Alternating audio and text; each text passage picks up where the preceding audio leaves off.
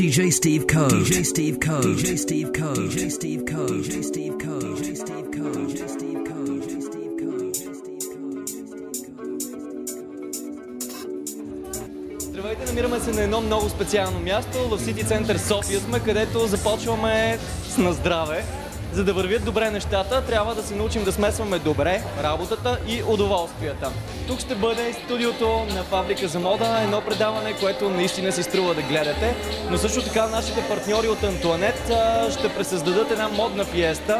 Маги Желязкова, Биляна Йотовска, Невена Воденичарска и Илона Коева са тук, за да се представят по най-бляскавия си начин. Направо да влизаме и да видим какво се случва.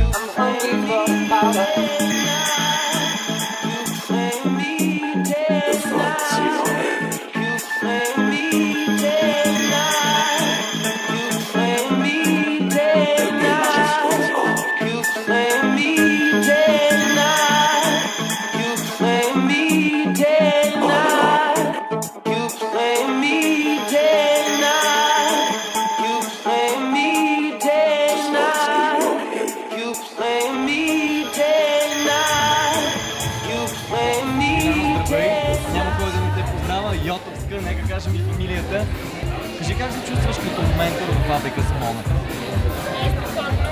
За мен е изключително предизвикателство да помагам на тези млади талантливи хора и надявам се всичко върви наред и да се учени най-добрия отбор.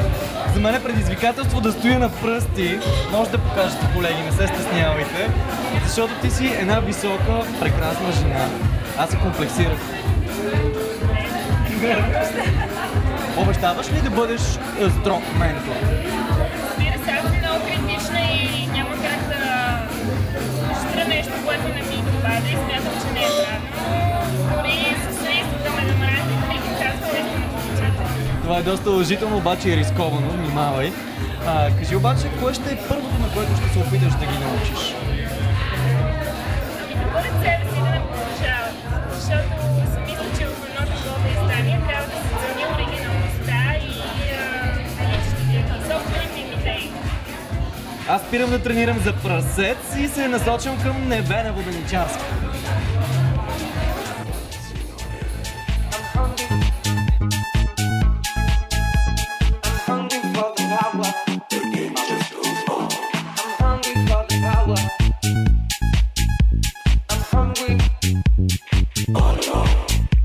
I'm hungry for the power.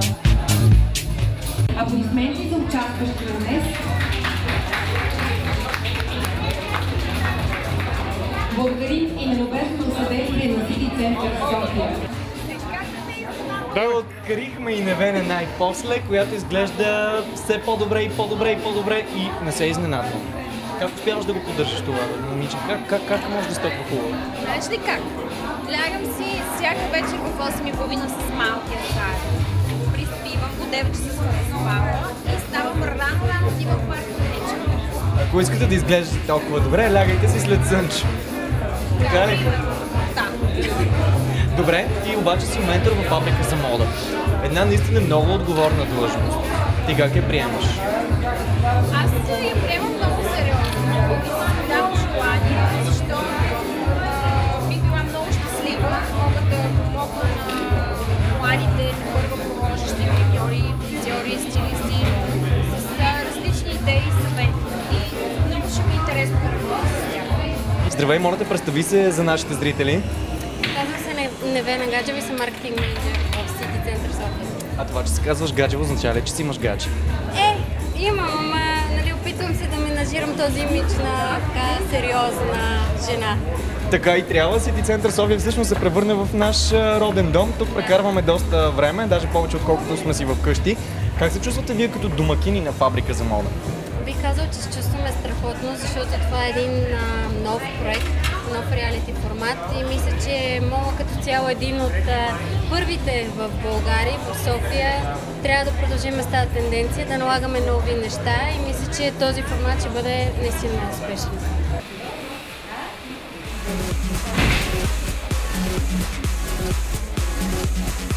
Ето е Илона Коева, нашата звезда в програмата. Как се чувстваш, Мила? Ами, много добре. Страхотно парти се получи. Пък и аз много се радвам да играя такава роля и да заемам позиция на ментор на моделите. Това е нещо отговорно, нали, доста даже бих казала отговорно за мене. И затова ще се постарая да бъда... Лоша. Лоша, не лоша, меко казано лоша. Добре, да ти, лесно ли се нервираш? Да се нервирам лесно. Много рядко някой може да ме ядоса, но като се ядосам, не прощавам. Използваш ли може някакви... би от зодията. Ти коя зодия си? Овен. Как? Опа, моделки, пазете се, става лошо. Добре, да използваш някакви обидни думи, смисъл готова ли си да набиеш някоя мацка, ако те нервира? Никога. С лошо не. Просто с думи мога да боравя много по-добре, отколкото с бой или с обиди. Това за мен не е начинът. Какво ще бъде първото нещо, на което ще се опиташ да научиш въпросните наши страхотни, красиви, прекрасни моделки? Ще ги науча да са малко по-отговорни, да са по-сериозни, да държат на външния си вид и малко повече да се стараят. Все пак са жени. Ти имаш това много... не е лесно. Не е лесно, сигурно. Не знам как е, ама мога да пробвам някой ден. Не. Ще ми се получат неща. Не действаме вече много. Така е. Добре, оставам си мъж. И да те питам, ти имаш много опит вече на модния подиум, зад модния подиум, навсякъде. Кажи, трудно ли е да бъдеш модел в днешно време, особено в България?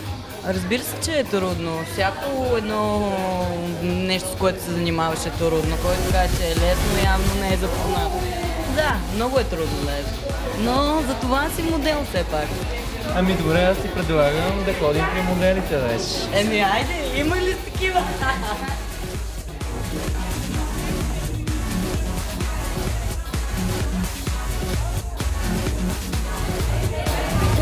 Как се чувстваш пред това готино шоу, което предстои?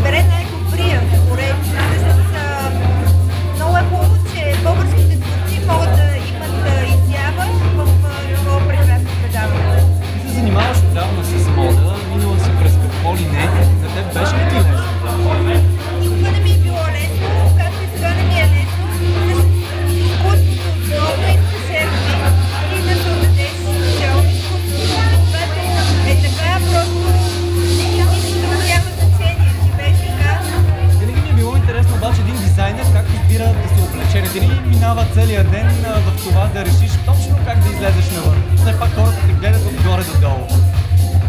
За мен, може би, това е най-лесно да излезеш, защото Знаеш как да го направиш. по цял ден измислям образи. Всъщност, аз съм известна това, че измислям цялостния образ. Прическата, обувките. Това е много важно човек, когато създава впечатление, да създава впечатление на тотален. Както когато хората отиват за работа в банката, тогава създаваш впечатление на образ, който е сериозен, който е приветлив, който няма да се бил. Всеки образ има своите качества и характер. Интересно ми е образа на дънките си. Моля ти се, покажи тези дънки. Това може ли изобщо да се види някъде другаде? Не, разбира се, само вижте всички. Това са колички текстили, които се надуват, покатени. Всичко това съм си го творила така. Така като те гледам, си представям, че ще бъдеш едно много лошо взискателно жури, така ли? Може ли само още един въпросчето? Да. Така като те гледам, ми се струва, че ще бъдеш много взискателна към участниците в Фабрика за мода, така ли е? Не мисля, че трябва да е така. Мисля, че всеки има талант в дадена насока. Мисля, че специално за модата някои хора имат талант за конфекция, някои хора имат талант за безумно творчество и да правят структури от мода, както аз понякога правя. Това не трябва да се потискат талантите, напротив, трябва да се опитаме всички заедно да изпитаме тези витални души и да изкараме от тях най-добрите, най-красивите. Ние обещаваме да се опитаме. Здравей, ние се познаваме, обаче трябва да те представим на нашата аудитория, въпреки че се съмнявам, че си толкова безизвестна. Кажи сега. И надявам се да остана безизвестна. Това ще бъде и по-безпристрастната ми работа в формата на журито. Ние ще се позиционираме заедно с твоето участие и на вашите и нашите колеги в един нов формат, но за себе си мога да кажа, че като 20 годишна практика в бюти индустрията се чувствам много комфортно. Так му щях да кажа, че точно на 20 изглеждаш. С благодарности за твоето мнение, приемам го чисто професионално, за което наистина съм благодарна, но ние винаги сме били част от тази бюти индустрия, дарявали сме много красота в последните години и достигаме новите нива, включително и с формата, който започва в момента. Започвайки така, няма как да не те попитам как се промени българката от преди 20 години и как изглежда тя днес? Благодаря за този въпрос. Страхотен стил. Това, което ни липсваше преди 20 години, беше липсата на стил. Бяхме много красиви, много натурални, страхотни коси, кожата ни беше излъчваща, нямахме никакви особени проблеми като нация с качеството на кожата, с качеството на косата. Липсваше ни стила. В момента толкова се радвам, когато се разхождам и в София, и в другите по-малките градове, младите хора имат такъв стил и той си е техен персонален. Това е истината за цялата бюти индустрия, за красотата наоколо, да имаш своя персонален стил.